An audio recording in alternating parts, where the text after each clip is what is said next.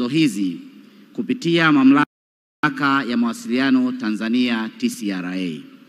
Mheshimiwa Rais, tangu ulipoingia madarakani, serikali yako imeendeleza mazingira wezeshi kwa sekta ya mawasiliano inayojumuisha sekta ya habari na utangazaji, hali iliyopelekea ongezeko kubwa la vyombo vya habari nchini. Hadi kufikia mwezi Machi mwaka 2025, idadi ya vyombo vya utangazaji ni 649.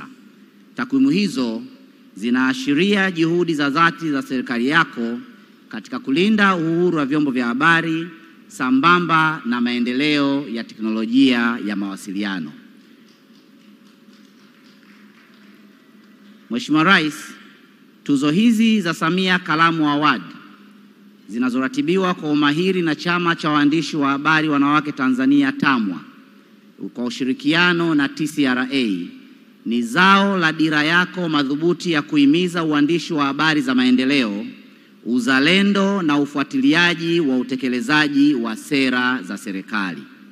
Kwa niaba ya Wizara ya Mawasiliano na Teknolojia ya Habari, ninaahidi kuendelea kushirikiana kwa ukaribu na wadau wote pamoja na Wizara ya Habari, Utamaduni, Sanaa na Michezo inayoongozwa na Mheshimiwa Profesa Palamagamba John Aidan Kabudi Mbunge ili kuijenga tasnia ya habari iliyo huru, jumuishi na inayotoa mchango chanya kwa maendeleo ya taifa letu. Mheshimiwa Rais, kwa mara nyingine tena nakushukuru kwa dhamira yako ya dhati katika kulinda uhuru wa vyombo vya habari nchini na utangazaji na kuwezesha wanahabari kutumia taaluma yao kwa weledi na maarifa katika kuchochea maendeleo ya taifa. Tunaamini kwa dhati kuwa kalamu ya mwandishi ni nyenzo ya maendeleo. Asante Mheshimiwa Rais kwa nafasi hii. Asanteni kwa kunisikiliza.